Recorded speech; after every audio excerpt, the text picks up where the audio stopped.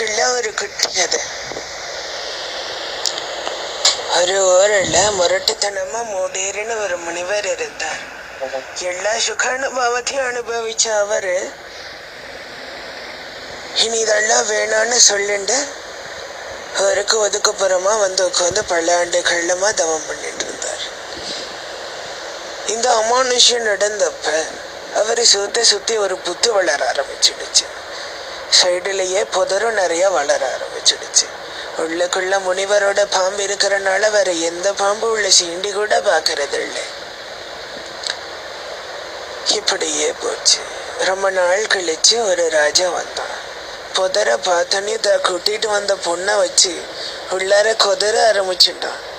ஓட்ட வழியா பார்த்த முனிவர், ஏண்டா டீக், இத்தனை நாள்ல நான் காஞ்சு கிடக்கிறேன், நீ உள்ளார மேய்ஞ்சு கிடக்கிறையா அப்படின்னு கோவப்பட்டு, உனக்கு ஒன்னா இருக்கிறது ரெண்டாயிரட்டும் அப்படின்னு சாப விட்டுட்டார்.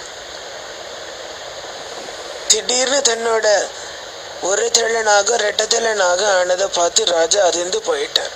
கிட்டுன்னு ஓடி வந்து அரண்மனையில போய் குப்புறப்படுத்திக்கிட்டார். அன்னையிலிருந்து ராஜா அரண்மனைக்கு பல்லக்கில் குப்புறப்படுத்திக்கிட்டே தான் வருவார். வந்து சிம்மாசனையில உட்காந்தனையும் தலைவாணி வச்சு மூடிக்குவார். மந்திரி கேட்டார், ராஜா என்ன ஆச்சு, பரவாயில்ல சொல்லுங்க அப்படின்னு சொன்ன. தன்னோட ரெட்டத்துல நாகம் வந்த கதைய மந்திரி கிட்ட சொல்லி தன்னோட பாரத்தையெல்லாம் கட்டி தீர்த்திடலாம் அப்படின்னு இருந்தான் சொன்னான். முந்திரி கொட்ட மந்திரி சும்மா இருப்பானா? ஓடி போய் புத்து முன்னாடி நின்று தன்னோட சித்து வேலைய காட்ட ஆரம்பிச்சுட்டான். கோபப்பட்ட முனிவர், இருக்கிறனால தானடா இப்படி ஆட்டுற, இல்லாமையே போயிருட்டுன்னு அவனுக்கு சாபம் விட்டுண்டார். ஒத்தையா போன மந்திரி முனிவர்கிட்ட தன்னோட சொத்தையே இழந்துட்டு வந்துடுறார். அந்த பக்கமா நம்ம முனிவர் மாதிரியே பல வருஷமா காஞ்சு கிடந்த மனுஷன் புத்து ஓட்டைய பார்த்தோன்னையும் தன்னோட செட்டைய ஆரம்பிச்சுட்டான். ஒரு ஓட்டை விட்டாம எல்லா ஓட்டையிலையும் நல்லா விளையாட்டு விளையாடுட்டான்.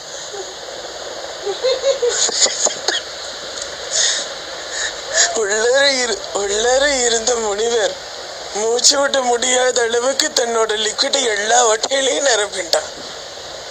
மூச்சு திணற இருந்த முனிவர் கடைசியில ஒரு சாபம் விட்டாரு.